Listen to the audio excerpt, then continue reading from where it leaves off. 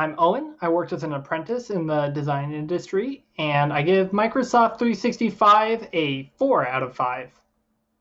We use Microsoft 365 primarily for email and calendar.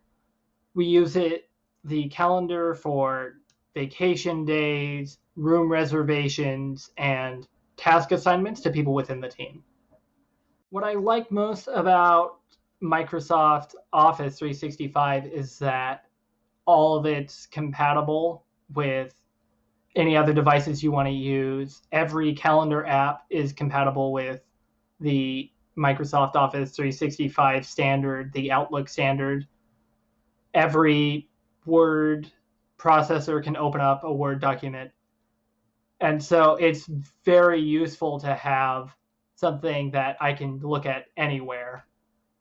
One of the biggest problems with Microsoft Office is that people generally won't use the real-time collaboration because it's very buggy. So you have a risk when you have an organization that uses Office 365 that there are documents that exist in personal Google Drives, for instance, because people won't use Microsoft Office for real-time collaboration. They'll go somewhere else rather than try and learn these tools or work around potential bugs.